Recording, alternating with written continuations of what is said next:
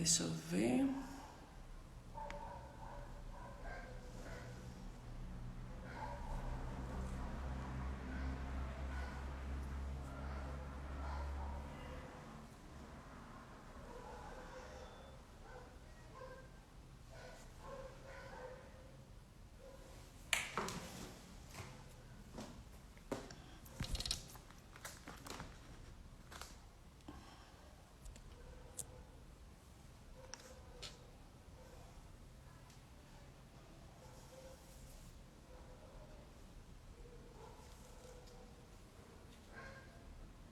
Oi, Kátia. Tudo bem, querida? Vamos esperar os nossos convidados ilustres entrarem. Meu cabelo tá revoltado hoje, Kátia.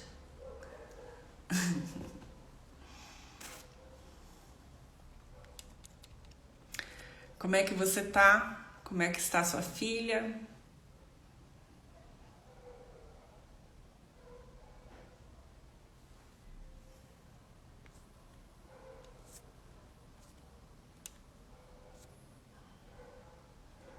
Oi, Luana. Tudo bem, querida? Que bom que você está aqui.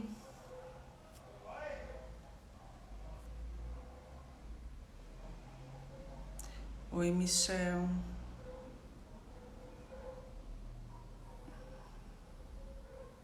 Nosso convidado chegou.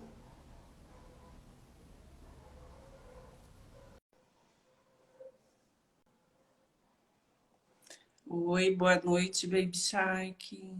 Tá sem som? Ué? E agora?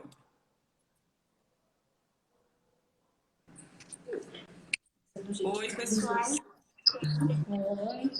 eu só arrumar a câmera aqui.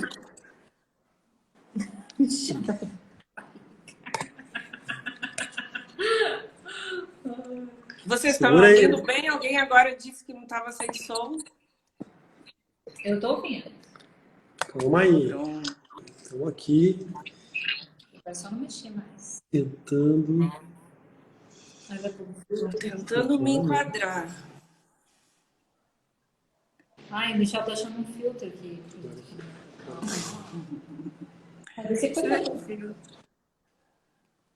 Deixa eu mandar aqui para todo mundo. Oi, Peraí que Carol. agora a gente vai mandar os... Oi? Vamos mandar os aviãozinhos. Vamos mandar os aviãozinhos aqui, convidar as pessoas. Por favor, eu já não sei fazer isso. Você vê que eu tô aprendendo, né? Eu não sei ser tão boa na tecnologia quanto eu acho que eu sou boa psicóloga. Vou multiplicar esse negócio agora. Peraí. Pega ali, ó. Clica no aviãozinho. Clica no aviãozinho. Daí envia para os teus contatos. E aí? E envia para todos os teus contatos aí. Aí você seleciona os contatos. Eu posso enviar para no máximo 50. É isso aí. Bastante gente. Talvez a gente, se alguém enviar perguntas, talvez a gente nem consiga acompanhar aí, mas vamos lá. Já tá a Cris aí, uma parceiraça nossa de negócio. Que legal. A Tati entrou. Bastante Cris gente que vocês conhecem. Eu tô mandando aqui para os conhecidos. Que legal. Que massa. É isso aí. Vou aguardar mais um minutinho, mas vocês enviarem as mensagens e a gente já começa. Porque aquilo que eu falei, 1 hora não dá tempo de muita coisa, né? E a história de vocês é bastante inspiradora e as pessoas precisam ouvi-los. Caio, Nina, Gabriela. Caião, parceiraça nossa, a Nina Flávia, legal. Marcos. Gente boa, gente de família. Que legal, gente. Uau. Ó, Lúcio. Vocês estão fazendo lives por negócio de vocês? Vocês têm feito? Tem feito o quê? Responde. Lives? Temos feito bastante. Só live sobre negócio, investimento, empreendedorismo, startup. Essa é a primeira live que a gente faz para falar de um tema que talvez é o tema mais relevante da nossa família, que é o autismo, né? Que é a nossa convivência, que é tudo, que é o que move o nosso dia ali. Pois é. E daí tem muita gente que se relaciona com a gente que só vê o lado empreendedor, de sucesso, correria para lá, correria para cá, mas sabe que a Nem gente imagino. tem um monte de... sabe que a gente tem 4 filhos, né? Mas não sabe as nuances disso, né? E obrigado pelo convite de a gente poder contar, né? E sabe, e às vezes a gente está conversando com uma pessoa e ela fala assim, sabe que meu filho tem esses traços? E aí eu já tenho o relato de que vai fazer o diagnóstico e que o filho é autista e a gente fica super feliz porque através de um insight, de uma dica que a gente deu ali, uma criança ela tem um tratamento diferenciado porque teve ali um diagnóstico. Isso é muito louco, sabe? E é justamente A aproveitando Débora, isso que você falou, Michel, essa é justamente a proposta. Dar voz às famílias que vivem isso na pele diariamente, que precisam mudar o rumo, né, de uma construção antes de serem pais, para que a coisa dê certo realmente, para que seja funcional.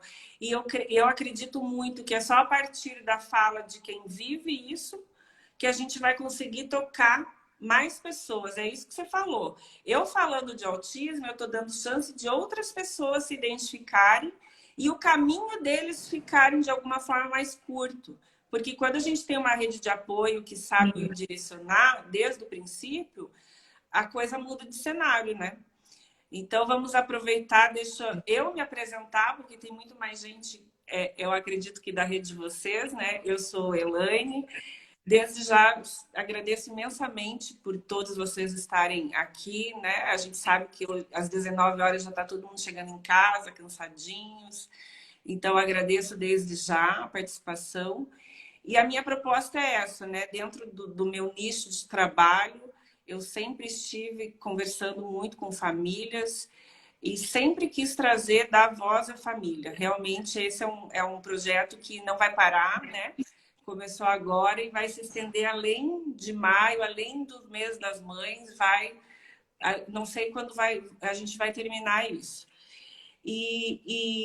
Enfim, então hoje, para quem não conhece, o Michel e a Tati, né? Tatiane Domingues, são pais de 4 filhos, são empresários, investidores, e precisaram se haver com essa rotina de 4 filhos, entre eles uma pessoa com autismo, uma pessoa com TDAH, 2 com autismo, um com TDAH. Enfim, vocês realmente vivem um dia a dia neurodiverso, né? E eu quero ouvir de vocês isso. Como é, né? Como é que você, como diz meu amigo Fábio, como que vive, o que vocês comem, como é o dia de vocês? Fiquem bem à vontade aí para falarem e vamos lá, que as pessoas a estão Julinha, curiosas. a Júlia já entrou aí. A Oi, Júlia está filhinha. aí. Conheço a Júlia, querida, linda. Isso aí. Então, conte Bom, um pouquinho para gente, nós. aqui do nosso lado, apresentando a Elaine é terapeuta dos nossos filhos, ela ajuda muito com o Josué, mas apesar de ser terapeuta do Josué, ela também nos ajuda com a Júlia, né? Já fez vários eventos, várias coisas que ela envolveu a Júlia e a gente é muito grato por esse amor, por esse cuidado. A gente vê, assim, o crescimento dos nossos filhos dia a dia, porque a gente vê que o que você faz é com todo o coração, né? Então a gente primeiro queria te agradecer pela oportunidade de falar aqui e pelo teu trabalho. Imagina, é um prazer enorme, vocês não têm ideia. A gente, é uma troca, né? Eu aprendo com eles, com vocês, e a gente vai trocando. E é isso que é o barato da vida, na verdade. São as trocas que os caminhos nos proporcionam, né? Então, só por isso já é um privilégio, na verdade, né? A gente ter podido esbarrar um na vida do outro em algum momento por um motivo tão especial que é né, o autismo, enfim, a neurodiversidade. Queridos, obrigado pela confiança, viu? Obrigado mesmo. Um pouquinho para nós. Será que a gente está travado lá? É a gente que está travado, eu acho. Não, aqui não. Ok. Aqui tá tudo certo. Voltamos? Voltar. Voltamos. Comece. Então, vamos lá. Então, a gente tem 4 filhos. A mais velha é a Júlia, que tem 17 anos, que é autista. Temos os gêmeos, João e Arthur. O Arthur é o que a gente chama de neurotípico, porque ele não tem um diagnóstico específico, né? E o João, ele tem um diagnóstico de TDAH com altas habilidades. Então, é o que a gente chama de superdotado, né? Em algumas áreas. E o Josué, que é o mais novo, 8 anos, também é autista. Assim, desde que a Júlia era pequena, a gente percebia, a princípio, a mais velha e mais bonita, ela falou que ela tá na live. A princípio, a gente Ela é mais bonita. a gente percebia assim que a Júlia estava desconecta assim do lugar. Ela estava sempre voando pro nada, chamava, não respondia. Mas eu não tinha experiência ainda de maternidade, então eu achava que era o jeito dela, né? Inclusive, as crianças com 2 anos ficavam chamando a mãe toda hora, chamando. E a Júlia brincava no cantinho dela o dia todo lá com os brinquedos dela, não me chamavam. E eu falava, nossa, minha filha é super bem educada, essas mães não sabem as crianças, toda hora as crianças ficam atrapalhando. Eu achava, né, que era um exemplo de como educar uma criança, a elegância da criança, né? Só depois é que, quando eu tive os outros filhos, é que eu fui perceber que não era um comportamento normal, né? O normal era que ela estivesse demandando atenção o tempo todo nessa idade. E isso não acontecia. Mas a gente não percebia, não tinha experiência, não percebia nada assim, mais sério. Eu só achava que era o jeito dela. Aí, na escola, já com os 4 anos, começaram a chamar atenção de alguma dificuldade de coordenação motora, alguma dificuldade de comportamento. Na parte de socialização, a gente sempre teve problema, né? Ela tinha dificuldade para socializar e a gente chegou a levar no médico, perguntar o que era, né?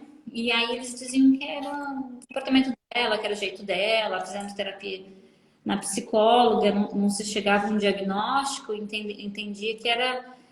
Amor, você tá mexendo ali, tá me confundindo. Entendia que era o jeito dela, e levou para psicóloga, ela tem uma dificuldade de coordenação, tinha uma dificuldade de socialização, foi trabalhando essas questões sem um diagnóstico específico.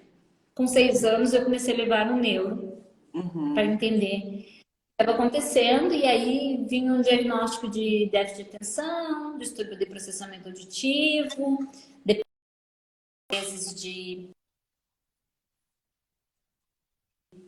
o médico dizer que era algum retardo, um atraso no desenvolvimento dela, um retardo, a depressão por a dificuldade de socializar, então sempre associava a depressão. Eu lembro que uma vez ela foi fazer uma avaliação com uma psicóloga e aí ela fez o desenho, ela desenha muito bem e ela não desenhava, ela desenhava a cabeça, mas não desenhava a face da pessoa, né? Não desenhava o corpo.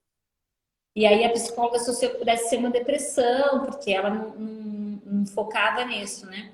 Depois que a gente foi entender, ela mesma me disse que ela simplesmente não foca nos olhos das pessoas, por isso que ela não conseguia desenhar a face da pessoa, né? Então, eram diagnósticos distorcidos.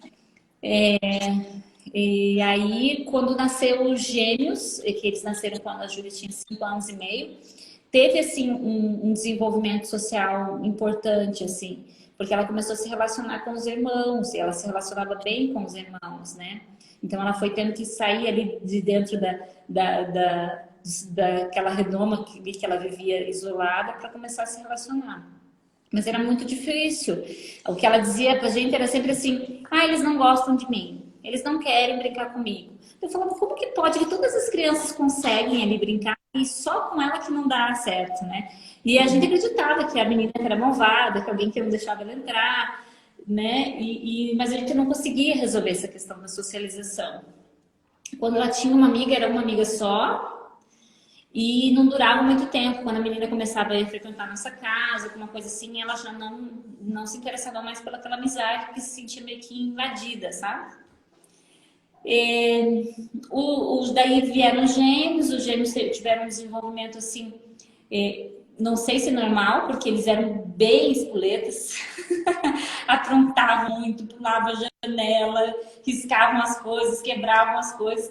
Eu entendo hoje que é um desenvolvimento saudável, assim, mas eles estavam sempre inventando muitas coisas. E o João sempre inventando histórias e nunca ficava parado, estava sempre mexendo em coisa eletrônica e sempre inventando coisa. E o Arthur, que era mais de execução, ia atrás do João e acabava. O João inventava algumas coisas, mas não tinha, às vezes, a destreza de realizar. E o Arthur ia atrás. Então, tem vídeo assim com 2, 3 mil visualizações na internet deles pulando a janela com um ano, bem toquinho. Ai, meu Daí, Deus. quando eles pularam a janela, eu vi o vídeo eles pulando a janela, eu pensei, isso é ideia do João. Então, não, definitivamente não conseguiu pular. Ele inventou e o irmão executava. Era uma dupla imbatível. E quando eles tinham 3 anos, chegou o Josué, que é o nosso filho mais novo. E aí, com o Josué, a gente teve uma questão de saúde, que ele teve um vírus quando ele tinha uns 8, 9 meses, que afetou a visão dele. Ele teve que fazer bastante procedimento nos olhos, e aí, com um ano mais ou menos, eu percebi que estava atrasado dele. E aí, porque aí eu já tinha experiência de 4 filhos, né? Já tinha ali uma... E aí levei para pediatra, e ela me dizia, não, isso é por conta do olho, do trato, ele teve esse problema da visão, então não é normal, vamos esperar.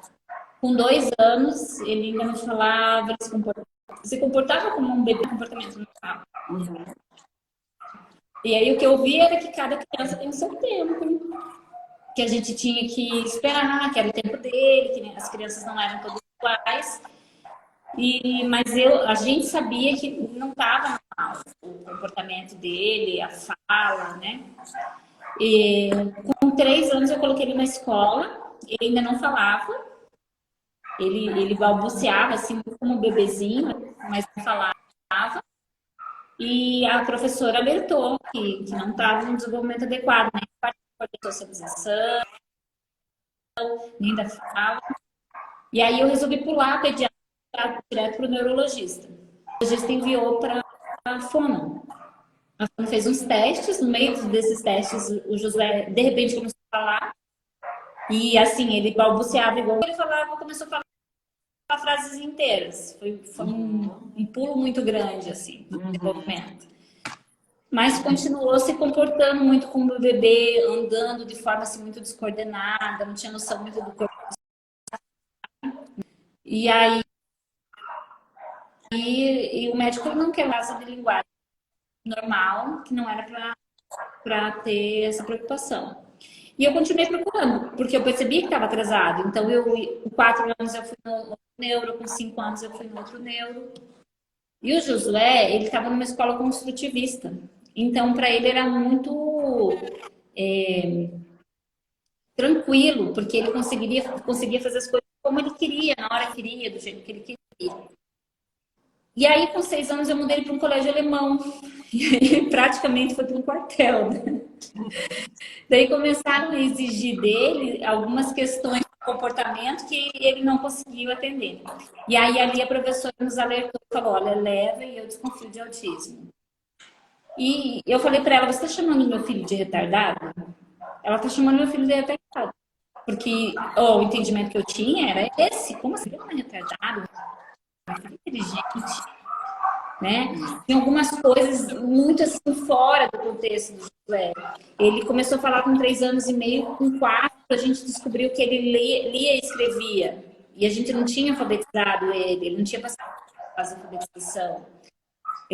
Daí, em pouco tempo, a gente descobriu que ele falava línguas. Aí ele começa a focar em... Ele foca em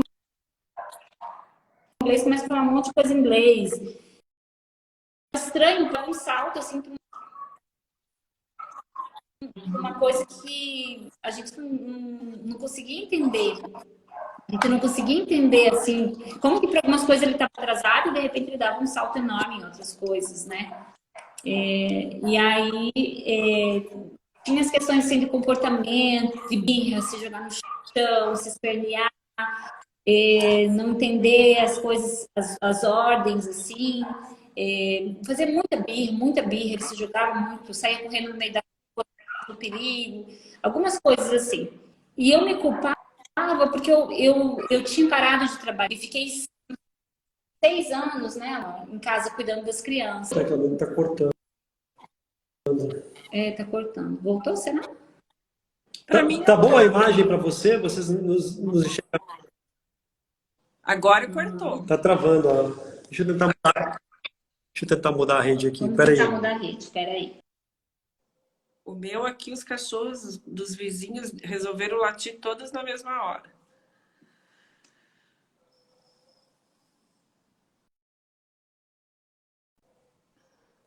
Vamos aguardar. Que legal, quanta gente. Melhorou? Voltou? Agora ouve bem? Tá bom? Para mim não havia sumido assim, não havia travado, mas bastante gente disse que estava travando. Acho que agora voltou. Que deu. Então,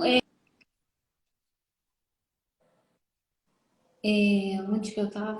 Da parte do desenvolvimento do Josué. E aí a gente percebia assim que eu ficava pensando assim que eu fazia curso de educação de filhos, ensinava, e como que o filho dos outros funciona tão fácil? E como é que eu coloco tanto esforço, eu coloco no dia para isso, e como é que não funciona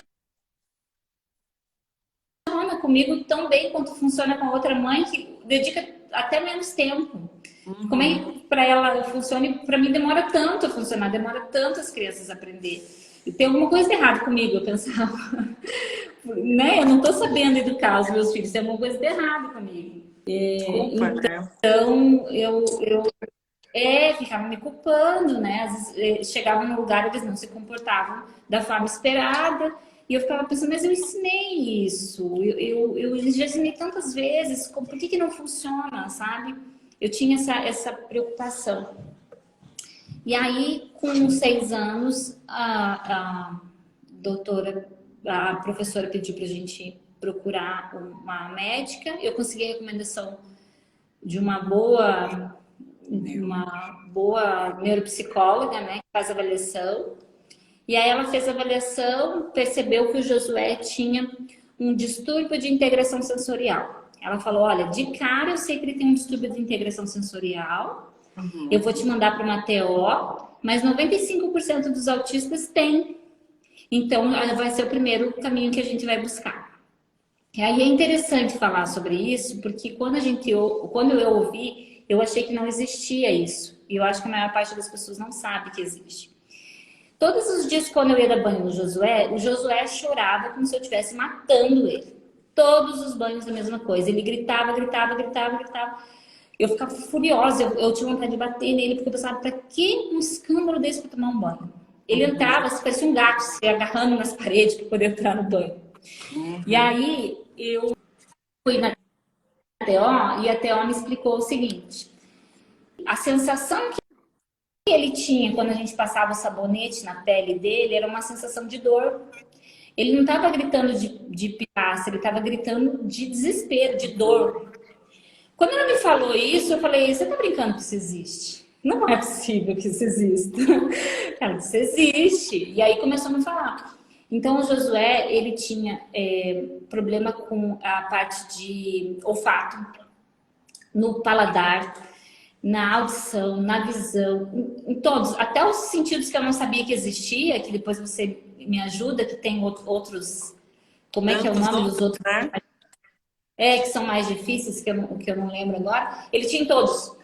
Então, eu descobri que muitas daquelas pirraças dele se jogando no chão, dele gritando, não era pirraça. Era porque ele estava desesperado com aquele excesso de som, com aquele excesso de luz, com a dor que ele sentia na pele. E aí foi assim um choque, né? A gente primeiro teve que voltar para casa e digerir que aquilo existia. A gente pegou as crianças e foi 15 dias para a praia e ficou na frente da praia olhando eles correr na areia e a gente digerindo aquilo, porque não era possível que ele existisse na nossa cabeça, né? E aí, logo depois veio o diagnóstico do Josué com autismo. E aí eu me pus a chorar, né? Chorei assim uma semana sem parar. Um luto, parecia que meu filho tinha morrido. E o Michel me consolava, não entendia para que tanto. Não, a gente vai fazer essa terapia, vai dar tudo certo, vai ficar tudo bem, e bola para frente. Vergonha de estar chorando daquele jeito. Eu tinha vergonha de estar chorando, de estar sofrendo aquele luto. Porque eu falava, parece no meu filho, parece que eu não gosto dele como ele é. É uma coisa assim difícil de absorver, sabe? A gente chora como se meu filho tivesse morrido. Era essa a sensação que eu tinha, que meu filho tinha morrido. Que aquela criança que estava diante de mim era outra criança, já não era mais a minha criança. Um processo muito difícil. De luto mesmo, a dor que eu sentia de luto. Tá. E aí, passou essa semana, eu falei, é isso? Bom. Deixa eu aproveitar o ensejo para perguntar para o Michel. Você falou que para ele foi mais tranquilo, mas quero ouvir dele, Michel. Como é que foi para você após toda essa trajetória, né, dos nascimentos e daí da chegada do diagnóstico do Josué com essa nova possibilidade? Como é que foi, Michel? Foi engraçado, sabe? Tipo, porque, para quem está chegando agora aí, o tema de hoje é o tema, talvez o tema mais relevante da nossa família, que é o tema de autismo, tá? Hoje nós temos 4 filhos e 2 deles têm diagnóstico de autismo, super funcionais, super inteligentes, independentes. Então, para mim, como é que foi, né? A Tati não contou, a Tati é super polida, ela nunca vai contar essa história, mas eu prefiro contar. A gente foi chamado na escola porque o Josué, ele nos ligaram, a gente estava no trabalho, né? Inclusive, a gente ainda está aqui no trabalho, fazendo planilha, né? E aí chamaram a gente na escola e a professora falou, olha, vocês têm que vir aqui porque ele tentou matar um coleguinha. Ele ameaçou de homicídio um coleguinha. Nossa, e a Tati veio aqui apavorada, e a gente saiu correndo. E aí chegamos lá na escola, o Josué estava num canto, assim, sentado, apavorado, e aí eu perguntei o que aconteceu. E ela, né, tipo, ela falou assim, olha, o seu filho falou que vai arrancar a cabeça do coleguinha, porque ele não é o mal necessário. Como eu adoro Vingadores, inclusive faço eles assistir várias vezes comigo, exatamente a fala do Thanos, né? A hora que o pessoal chega lá e fala, Thanos, cadê a joia do infinito? Ele fala, a última vez que eu usei, eu acabei com elas. Aí vem o Thor e dá uma machadada na cabeça do Thanos, e o Thanos fala, antes disso, o Thanos fala, eu sou o mal necessário. Né? E aí aquilo eu falei, não, você tá louca, sei o quê, briguei com a professora e percebi que a gente tinha um problema. Mas aquele centelho, aquela crítica, aquele negócio que ela falou, nos despertou para levar o Josué para fazer um diagnóstico. A Júlia, que hoje tem 17 anos, super profissional, trabalha com a gente aqui, é orgulho nosso, né? A gente tá meio de mal e ela, mas vai passar uma hora. Ajuda, Júlia! Mas o que acontece? tanto a Júlia como todos os meninos, eles sempre tiveram acesso a vários tipos de médico, terapeutas, e aos melhores. Então, tipo, qual que é o melhor psicólogo, não sei do que, infantil? A gente levava lá. E sempre tratavam como um retardo da idade, saca? Até um dia que a gente, peraí, vamos deixar esse médico de lado e vamos pegar uma segunda opinião, tá? E aí vem esse negócio, tipo, o seu filho é autista, sabe? Então eu tinha a imagem do autista ali, e aí tu começa a seguir, né? Tipo, Marcos Mion, tu começa a seguir aquelas mães que grupos de autista, não sei do que e tal. E aí eu tenho por característica sempre olhar o lado positivo de tudo. Eu sempre procuro olhar o lado positivo e depois que eu vou olhar o lado negativo das coisas, né? E eu sei que elas existem. Então, eu e a Tati, nós somos muito complementares, né? Ela é pé no chão e tal, e eu sou super comercial, tudo vai dar certo. E a gente tem dado certo, assim, como família, como casal e tal. Como todo casal, briga, discorda, né? Tá tudo certo, mas eu vi que ela abalou. E aí ela abalou, eu falei, bom, agora tá na hora de eu ser o homem da casa e tal. Eu falei, isso vai passar, vai não sei o quê. A gente foi pra praia. Lá na praia rolou um vídeo, né? Um vídeo que dizia ali as 17, 20 características de um autista, não sei do quê. E a nossa filha mais velha, a Júlia, viu esse vídeo e chegou para a mãe dela e falou, tu não vai acreditar.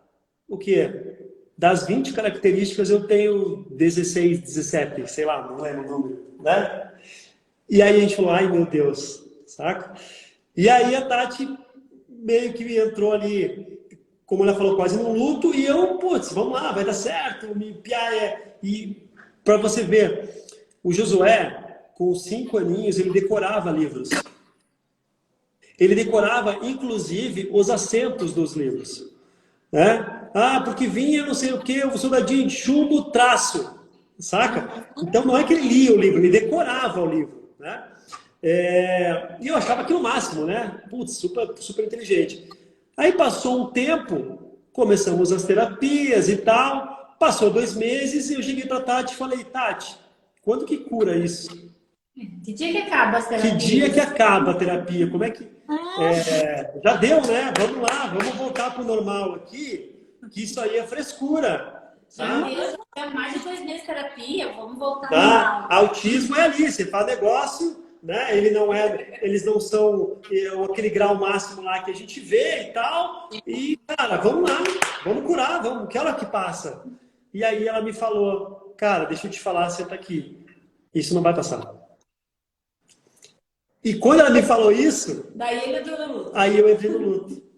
Porque eu comecei a imaginar, será que eles vão me dar neto? Será que eles vão casar? Será que eles vão ter namorado? A Júlia já provou que sim, que ela já está namorando, né? Exato. Será que as pessoas vão gostar deles? Será que aquele tanto de será? Eu comecei a imaginar aqui lá sei lá, fazer uma projeção de 5, 10 anos, eles, né, muito mais o Josué, porque a Júlia foi treinada, a Júlia é acima, assim, ela é fera, tá? Mas o Josué, cara...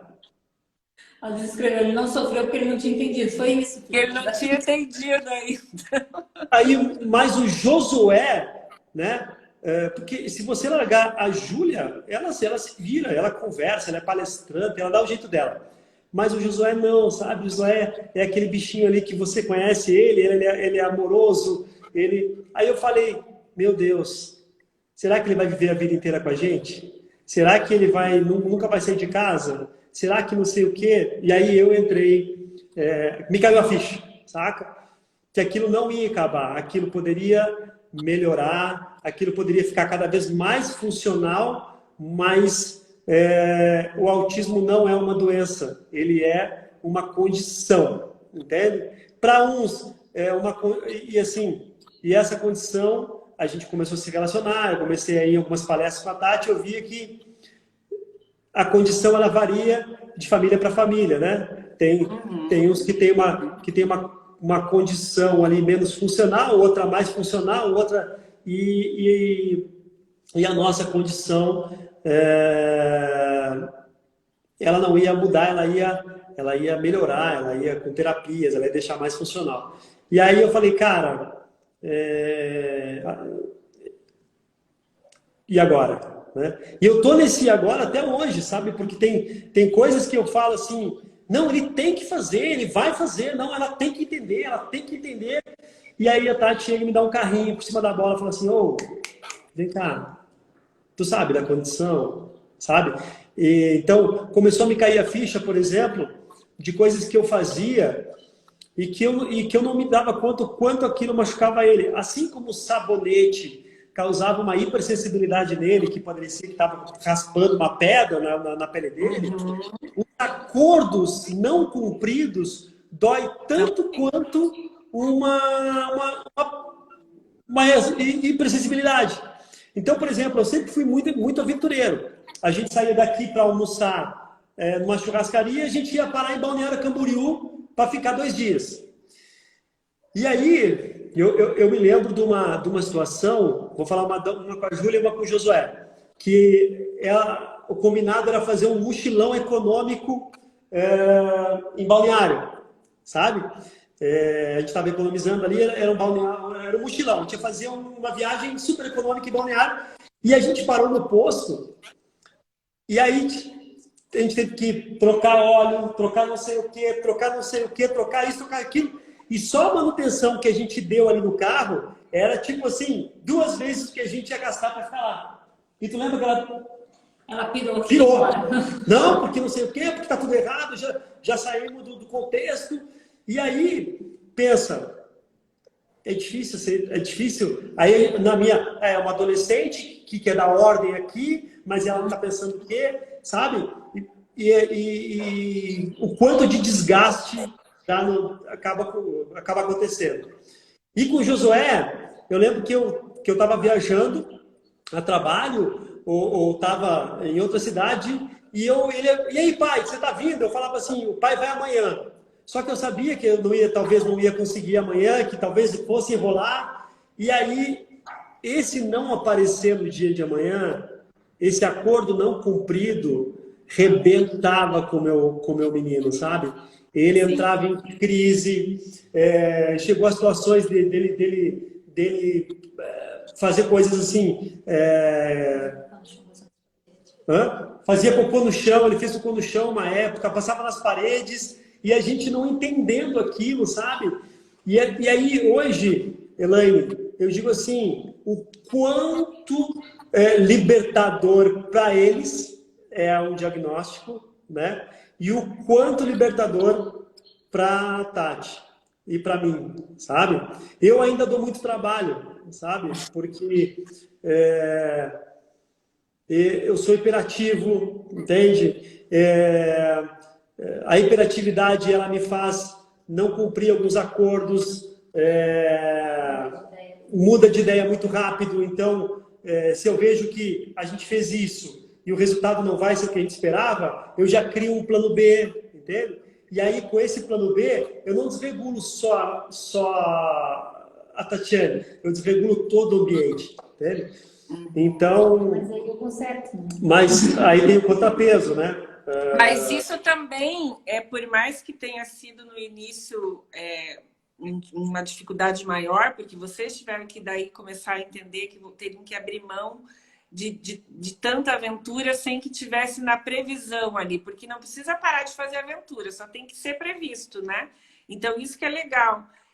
E o jeito de vocês serem e funcionarem, de alguma forma, deu para eles também uma resiliência maior aí também, né? A gente tem o resultado do Josué, olha a viagem que vocês fizeram, o quanto ele foi resiliente, né? O quanto foi bacana. Então, a forma de vocês funcionarem certamente libertou eles de algumas amarras também, né? É importante isso, que vá para o mundo, né? Para a gente conseguir generalizar de verdade, vai. Então, muito legal ouvir isso, Michel. Muito legal mesmo. Eu acho importante dizer assim que a maior dor, e é difícil a gente aprender a viver assim, é não poder prever. Todo pai, toda mãe, por mais que diga que não faz planos, faz planos. Meu filho vai ser engenheiro, vai casar, ou vai fazer isso, ou vai fazer aquilo. Ah, daqui 5 anos ele já tem os amigos, já vai dormir na casa do amigo. E a gente não pode prever. A gente tem que viver hoje. Então, eu não sei se o meu filho vai ser engenheiro, se não, ou se ele vai ficar na minha casa a vida inteira, ou se ele vai ter a empresa dele, vai casar e vai viver a vida dele, ou se ele vai ser dependente do resto da vida. Eu não sei e eu não posso planejar, eu não tenho como prever e eu tenho que viver sem esse plano. Isso é a parte que mais dói para nós, não poder planejar. Sem sombra de dúvida, foi o mais dolorido. E é o que a gente tem, com o tempo a gente foi aprendendo a viver com isso, mas eu acho que é a parte mais difícil. Eu acho que é aí que entra o luto. E outra coisa que eu acho importante também falar. Então, mas não é o planejar.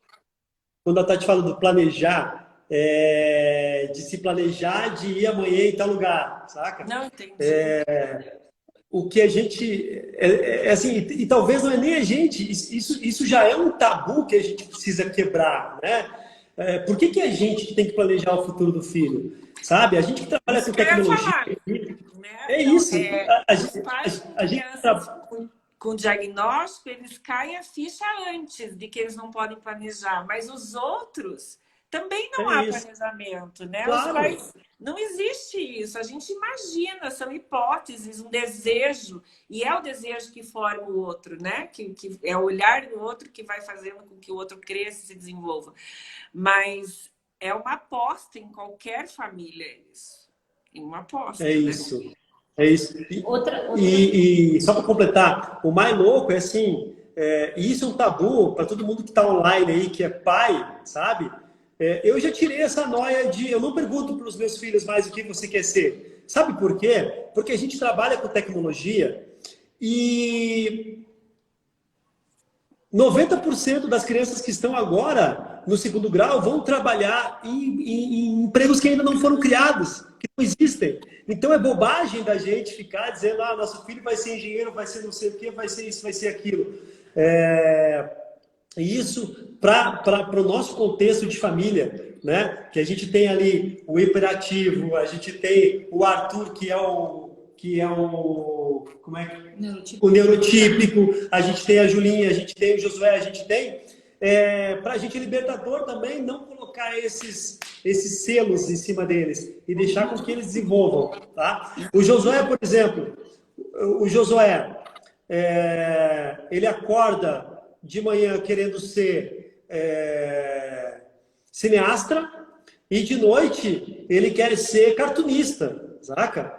E roteirista, e escrever, né? Ele será uma... Nossa, ele vai ser o que ele quiser, realmente. Não há limites ali. Né? A capacidade dele é imensa, imensa. E você sabe que eu tive que reconhecer, Elaine, o quanto nós somos preconceituosos com relação aos nossos próprios filhos depois do diagnóstico, porque eu fazer isso e quando eu vi outras mães fazerem isso, eu me enxerguei e falei, eu fiz isso também. Eu não quero que ninguém saiba que ele é autista, porque senão vão ficar rotulando ele, deixa pra lá, só no pessoal íntimo da família, não precisa ficar falando isso por aí. Família, às vezes, no começo eu não queria contar minha mãe. Porque vão ficar achando que meu filho é retardado, vão ficar tratando meu filho como retardado. Eu não queria que falasse que o meu filho era autista. Eu não queria que desse esse rótulo para ele. E eu vi outras mães fazendo isso depois. Não vou publicar na internet, não põe nada de autismo, porque não precisa ficar falando desse assunto, vão ficar rotulando meu filho. Então eu percebi que é um preconceito nosso mesmo com relação que a gente não tinha aceitado eles como eles são. E foi um período, assim, acho que a gente viveu mais ou menos 1 ano, assim, ainda se escondendo com relação ao autismo, porque a gente não queria rotular. Até que eu entendi que os meus filhos já eram rotulados. Eles, na escola, já era aquela criança esquisita, aquele menino estranho, aquela menina esquisita. sabe? E esse rótulo era muito pior do que eles terem um diagnóstico, dizer, não é esquisita, ela é autista, tem essa característica e tem essa facilidade, dom para as coisas, né? Então, eu percebi assim que há um preconceito muito grande nosso em aceitar. Eu vejo mães que a escola fala que o filho pode ter autismo para ela e levar para avaliação e ela troca a criança de escola. E se levar, processa a escola. E se levar no médico e ele levantar essa possibilidade, fala que vai processar o médico e troca e não quer aceitar, sabe? Porque não aceita e porque não conhece mesmo, pela ignorância. Porque quando a gente começa a conhecer, a gente chegou num ponto assim de aceitação, como os nossos filhos são funcionais, hoje a gente não enxerga mais eles como uma deficiência, como uma criança deficiente, uma criança especial. Hoje a gente enxerga eles como uma personalidade. É quase como se fosse a personalidade dele ser assim. Então, assim como o pai dele tem a personalidade, eu tenho, é quase como se fosse a personalidade. Sabe aquela pessoa que não gosta de barulho? Ele detesta ambiente barulhento. Ele não é rotulado, você não precisa ter nada diferente, apontar aquela pessoa por isso. É a mesma coisa dos meus filhos. Ele não gosta desse tipo de barulho. Ele não gosta desse... Obviamente que a gente trabalha as coisas na terapia para que a vida dele seja mais fácil para ele, não para mim. Para ele. Para mim, eu aceitei o que ele eu adaptei tudo que eu podia adaptar para ele, eu facilitei para ele. Para mim, beleza, eu quero que a vida seja mais fácil para ele, porque ele vai sair lá fora e lá no mundo não é tudo adaptado como é na minha casa. Então, a gente trabalha nas terapias para que ele possa melhorar essas questões onde ele tem dificuldade e aí ele ter uma vida mais tranquila, né? Mas essa questão de o autismo não tem cura, né? Quando o Michel falou, como assim não tem cura? Que hora que vai curar? Que horas que acaba a terapia? Que não acaba a terapia? Foi muito boa essa tua também fala. assusta. Michel. Muito boa a tua fala nesse sentido, porque tem muitos pais de bebês que eu entendo que eles estão nessa vibe, né? Quando que isso vai acabar? E você entendendo que isso não vai acabar, né? Quanto mais a gente acelerar agora, inclusive melhor os pequenininhos, né? Então a tua fala foi perfeita, se encaixou em muitas famílias aí que estão vivendo esse processo. Muito legal. Pode continuar. Por outro lado, Elaine, não vai acabar. Tem uma perspectiva de que, meu Deus, vai ser terrível, a vida dele vai ser terrível, ele vai ser dependente de médicos e terapia pro resto da vida. E a gente começa a perceber uma evolução que a gente percebe que ele não vai deixar de ser autista, mas ele pode parar de sofrer com aquilo. Então, o meu filho hoje não sofre porque a gente adaptou, faz uma fórmula específica para ele tomar banho, tudo bem, a gente manda manipular, leva uma garrafinha e beleza. Hoje ele já consegue sentir o cheiro das coisas, já não incomoda mais como incomodava, porque ele fez terapia, né, para isso. Hoje ele já consegue o som, ele tá super tranquilo com relação ao som, tá aceitando super bem. Então, não tem cura, não tem fim, não é uma doença, mas quando você começa a trabalhar, você percebe que há uma evolução e que eles vão melhorando, vão se adaptando e a gente vai se organizando. É a mesma coisa quando chega um bebezinho em casa, que você tem que adaptar a casa para aquele bebezinho, que agora as coisas não são como eram antes, só que a gente meio que ganhou os bebezinhos de novo, né? A Júlia com 15 anos e o José com 6, a gente teve que reaprender a cuidar desses bebezinhos. Mas a gente se adapta e a vida segue. Para nós é uma vida, não tem nenhuma diferença, né? Quando eu recebo pais assim que estão chegando e eu entendo que é uma angústia pensar, poxa, mas é para o resto da vida. E a gente contextualiza, né, que sim, na verdade, cada momento da vida a gente precisa de terapia por um motivo. E isso independente da gente ter um diagnóstico ou não. Hoje a terapia é importantíssima na vida do ser humano, né? Para lidar com aquelas pessoas, com a resolução de problemas de pessoas que não conseguem chegar e ter acesso a uma terapia, né? Você estava falando das evoluções do Josué, principalmente na resolução de problema, nas frustrações, o quanto ele está evoluindo, né? E, claro, não vai mudar, vocês vão mudar um dia de cidade, de país, de terapeuta, e isso não vai ser estranho para ele. Ao contrário, ele vai querer agregar para a vida dele. Claro que nós estamos falando especificamente dos filhos de vocês agora, nesse sentido, porque eles são bem funcionais, realmente, né? Então, assim, é delicado a gente generalizar, porque a gente sabe que tem pessoas que realmente vão criar uma dependência para o resto da vida. Cada um vai ser um. Mas indiferente do nível de apoio, do nível de autismo, da característica, a verdade é que a terapia precisa fazer parte da vida realmente para sempre, mas para sempre sendo resiliente. Para cada momento vai ser um estímulo. Na adolescência, quão é difícil ser adolescente, aqui todo mundo já passou por uma adolescência, né? Então, assim, eu acho que é uma grande oportunidade da humanidade evoluir. Oi? Aí, Oi, entrou a Thaís, Thaís. querida. A Thaís é nossa parceira na terapia ocupacional de integração sensorial. Eu imagino o quanto ele evoluiu também após o engajamento com a Thaís, né? Porque a gente sabe que a integração sensorial é justamente a característica maior do Josué, né? Do processar. Então, precisa de todo um trabalho aí para assentar. Mas vocês, graças a Deus e graças também a todos os recursos que vocês têm, né? Vocês podem oferecer para o Josué aquilo que o Michel falou. Vocês puderam oferecer desde o princípio ótimas oportunidades. E isso faz toda a diferença no processo da família, né? Porque quando a criança engaja e evolui, a família vai evoluir junto. Então, Mas tu pode falar. sabe, Elaine, uma coisa que mudou na gente, sabe? É, foi a visão que eu tenho dos outros agora em outras situações, né? Então, vamos supor o seguinte: o cara travou no trânsito e está travado, não está conseguindo ir para frente nem para trás, né? No passado, eu ia buzinar, eu ia falar: ô, mano, você está travando o trânsito, não sei o quê, não sei. Hoje, a primeira coisa que eu penso, esse dia a gente estava falando isso: será que ele não está numa crise? Será que ele não está tendo uma crise lá? Não é um autista que está ali dentro e entrou em crise porque alguma coisa saiu da rotina ou porque tem uma pressão muito grande, sabe? Quando a gente olha, por exemplo, algumas pessoas tendo atitudes, gestos estranhos, assim, geralmente a gente dá uma risada e tal, né? Puta, agora a primeira coisa que me vem à cabeça, eu penso, tem coisa aí, sabe? E aí, convivendo com vocês, né? Convivendo lá com a Thaís, com vocês, com toda a equipe ali que ajuda a gente fica a gente fica um pouco terapeuta, né? Tipo assim, Que bom!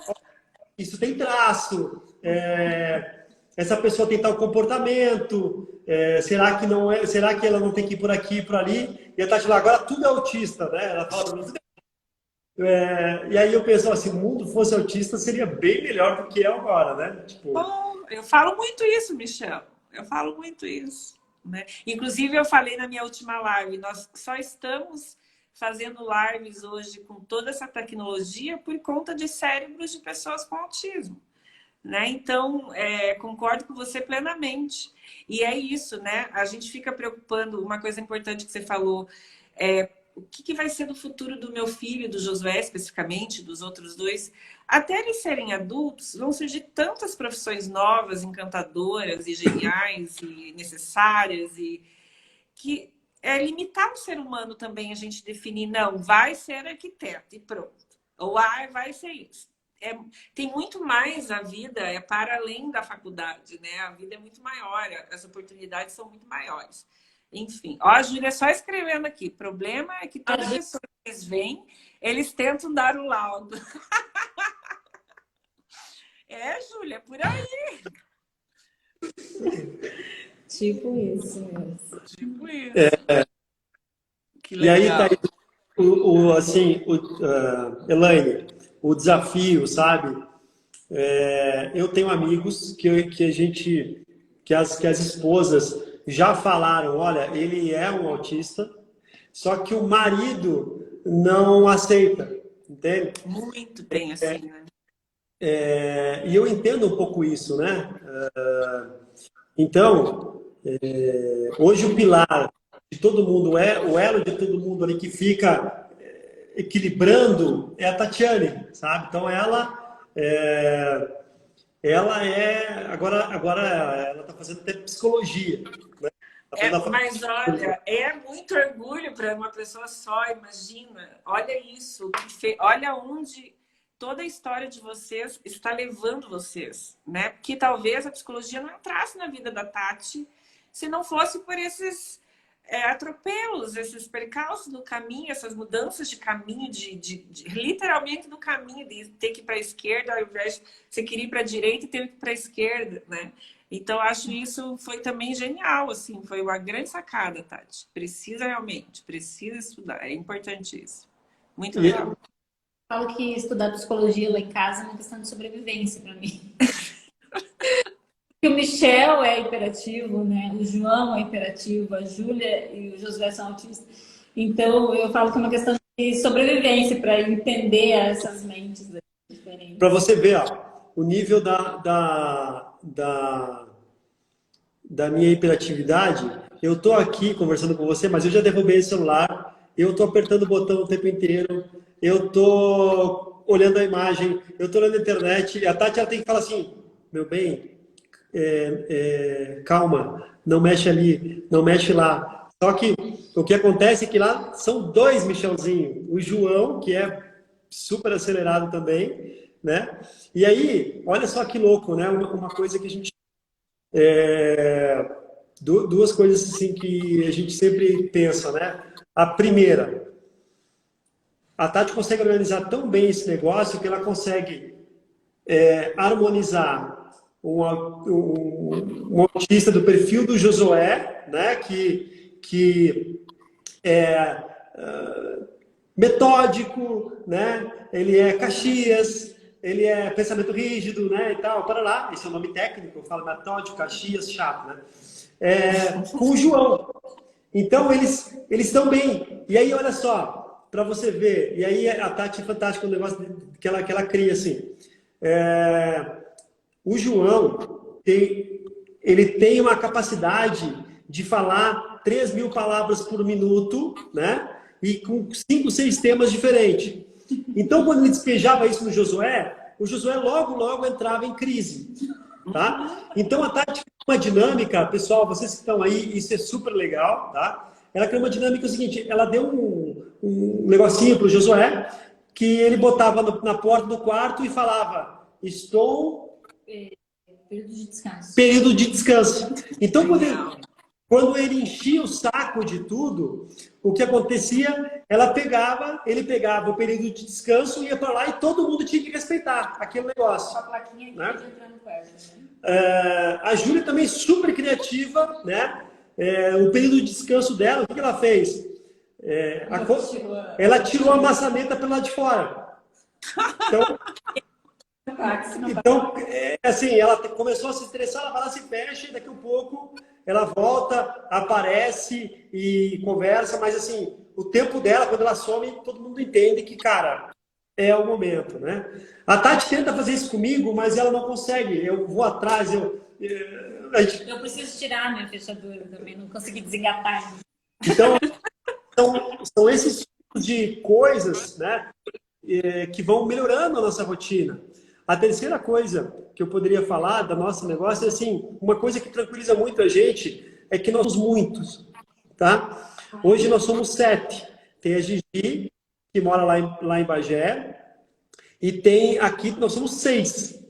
Então a gente sabe que eu e a Tati, uma hora a gente sai de cena e que eles vão se cuidar eles mesmos, entendeu? A gente não tem um mito dentro de casa, ele é específico. Sabe, ele não sei o que, ele dá problema. Não, é todo mundo junto e misturado, respeitando as suas diferenças, tá?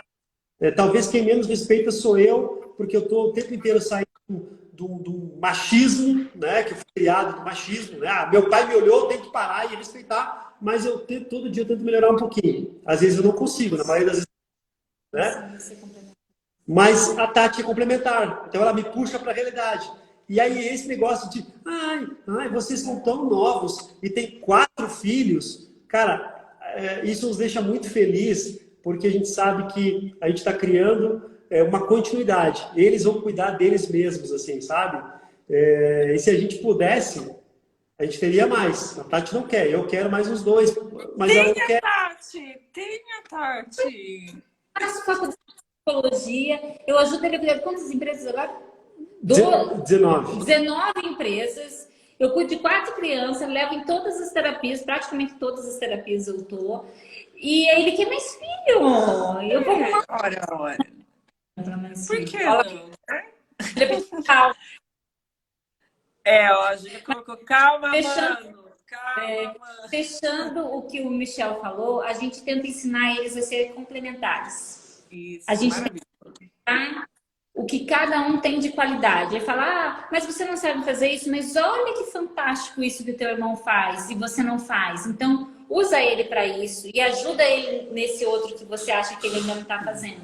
E aí eles começaram a enxergar essa diferença de aprendizagem, assim, como características complementares e não assim, esse é mais burro, esse é mais inteligente, esse sabe mais, esse sabe menos. Eles não têm coragem de um dizer para o outro que sabe mais ou sabe menos, porque a gente ensina eles a ser complementares e admirar no outro o que ele ainda não produz. A gente sempre mostra para ele que o irmão dele tem algo admirável e algo que ele pode ajudar o irmão dele a complementar. Eu acho que, em geral, é o que a gente tenta ensinar para eles, que eles podem, que juntos eles são melhores, são uma família.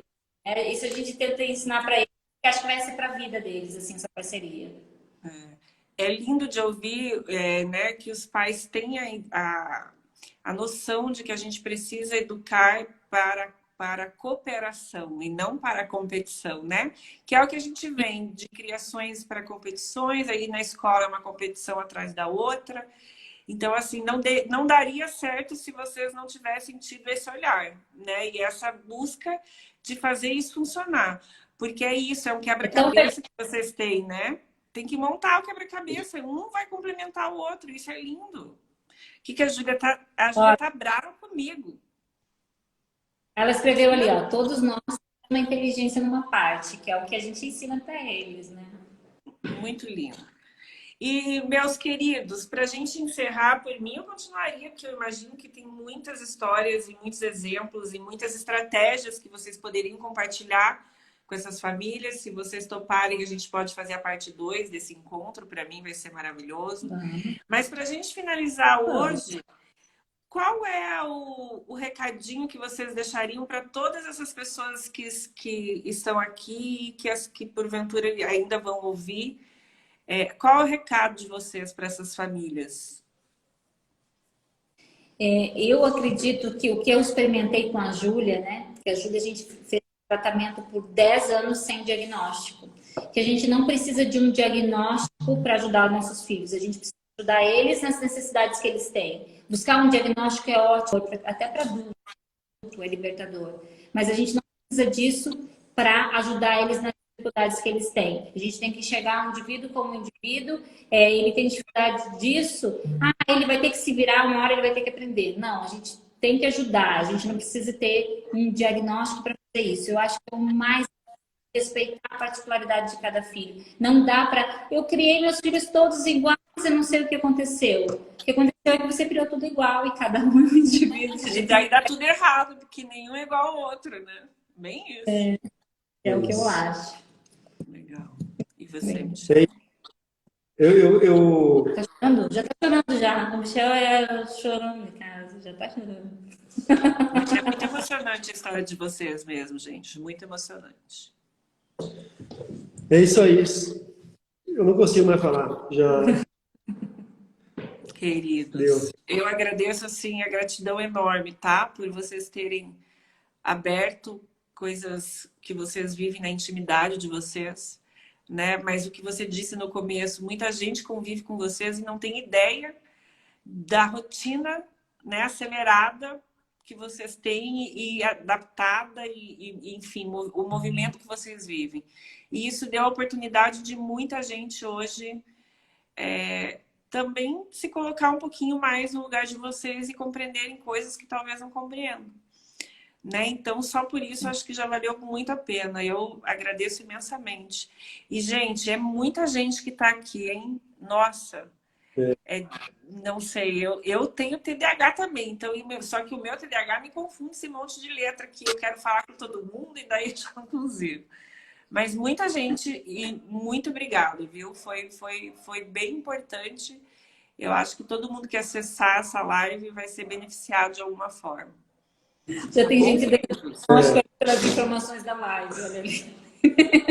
Já estou isso.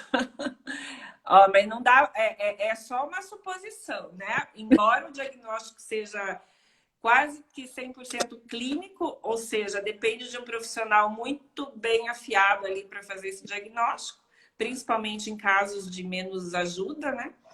É importante que vocês procurem realmente as pessoas que estão dentro dessa área da saúde para ter o diagnóstico redondinho, né? A Ali disse que descobri que tem TDA. Bem-vinda, Ali, ao mundo dos TDAHs, dos TDA. Bem-vinda ao nosso mundo. Elaine, se os pais percebem que tem alguma coisa que tem uma pulga atrás da orelha, que alguma coisa que não está encaixando, não aceitem o diagnóstico. Aí eu fui, o médico disse que não era nada, mas para mim está errado. Se está errado, busca outro. A gente passou por 8 neurologistas, bons neurologistas, referências nas cidades onde a gente morava, e não tinha diagnóstico, né? Porque ela é menina, ela tinha facilidade na comunicação, e isso dificultava para ele um pouco a questão de fechar o diagnóstico. Então, acho que não desista assim, no primeiro. Se você percebe que tem algo de errado, assim, de diferente, vai atrás até que você consiga um diagnóstico que te traga paz, que você entenda que faz sentido. Porque os pais é que conhecem os filhos de verdade, né?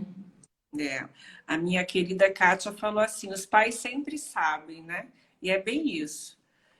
A gente pode falar em algum momento só sobre a descoberta da Júlia, porque, em geral, né, existe um mito aí que sugere que o autismo em meninas é mais difícil de se descobrir, enfim.